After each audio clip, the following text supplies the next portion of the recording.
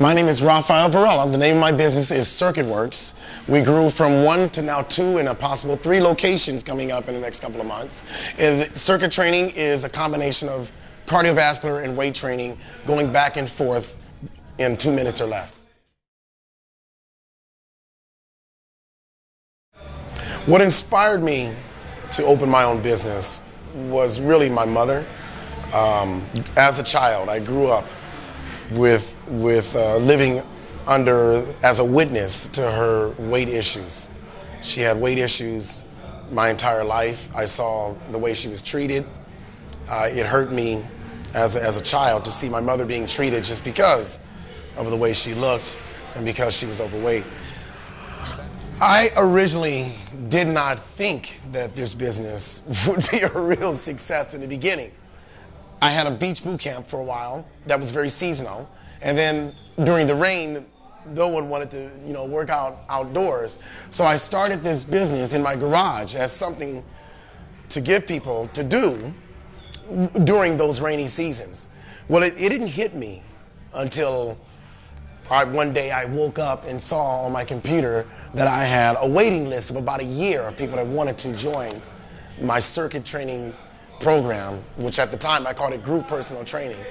They wanted to join. There was a year waiting list. That's when a light bulb went off in my head, like, oh, this is something that I need to expand on. My goal as a businessman with this business is, for sure, to reach out to as many people as possible, to offer this workout, not just in the United States, but globally through franchising. The 2 best decisions I made in this business was, first, to move out of my garage and into a real space. It was a very hard decision because I'd never done that before. So it was a big jump, and it was a very risky jump because at the time I really didn't have any money. Okay, I had maybe enough money for my first month's rent and the down payment, and after that I had no idea what I was going to do. It was that first decision to move my operation out of my gym, out of my garage, was my number 1 best decision. My second best decision was to try to pull myself out of the business. My best decision, I read it once, and I can't remember what book I read it in, but I read it once. If you remain part of the mechanism of that business, you will never grow. So I had to pull myself out of it and grow the business and prove its sustainability without me being in it. And that was by hiring people, which, some argue that hiring is the best and the worst decision a businessman can make. The top 3 challenges in starting my own business. Number 1, finding the money, finding the people. So that was singly the most challenging thing, was to convince people that I was onto something that was good enough for them to invest their money in and it would grow. Secondly, finding the right people. Hiring the right people is again, a close second to having a successful business. Hiring and finding the right people is very difficult. Third was, because my business was a business that had never been done, okay? When I say had never been done, the concept of it had never been done. Because it was so new, because very many people knew about it, that was the most difficult because it was so foreign to people that not only did I have to try to reach those people, but I had to also teach those people in the concept of what we were doing. I got the word out by getting out there on my feet and going door to door to all my neighbors and giving them free classes, telling them to come for free,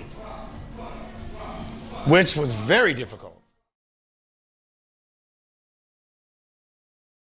The 3 keys, or the keys to the success of this business, I think relied upon 3 things. Number 1, organization. In any business, organization is gotta be one of your top 3. Staying organized means your ideas are organized, your business is organized, your paper is everything organized. Then you can set timelines. Then you can set things and put things in place in an organized fashion that they can actually be, come to reality. Two, research. Know what you're doing. Know what you're selling. Know everything about your business. Research far beyond anyone else. The more you know, the better you're going to be at it, and the more you're going to be able to convince other people. Number three is being proactive. My father always said, don't be a talker, be a doer. I live my life as a doer, sometimes too much. Sometimes it gets me in trouble because I'm too much of a doer and I jump the gun. But the point is, be proactive. Do your research, do your work, and do it. Just do it. Don't sit on it. Don't sit on ideas. I hate when I hear, people that I know, friends of mine, close friends and family, oh, I'm going to do this one day, I'm going to do this one day. And then 10, 15 years later, they're still saying, oh, I'm going to do this one day, when now they're too old to do this one day. What makes CircuitWorks a successful business is because, number one, the infrastructure is very organized. We have a system of doing things that, bar none, I think is the best system out there today when it comes to fitness. Client retention. We reach out to our clients. We give all of our clients that personal one-on-one touch, even though we have thousands of clients in several locations. Client retention, organization, and of course, the staff, the personalities. Big, huge, personalities, huge. What makes me a successful businessman is because I'm very confident. I've done my work. I'm confident in my education. I'm confident in my knowledge. I'm confident in myself. Therefore, other people are confident that I will take care of them. I'm there for them. My personality is huge, but my confidence is part of that personality. When you have employees, when you have staff, to motivate them, you have to give them things to look forward to. You have to give them a career path. What I created in CircuitWorks is a clear career path for my employees. I created a system that if this is what they want to do, that there is a path that can lead them all the way up to even being a partial ownership in a CircuitWorks. The sky's the limit. And if you give them those goals and you set up that career path and you can show them that, look, this is what you can end up doing, they'll never leave you. They'll never leave your side, and they'll give you 100%. The three things that we pride ourselves on to keep our employees, I guess, happy. Number one is we compensate our employees based upon their performance level.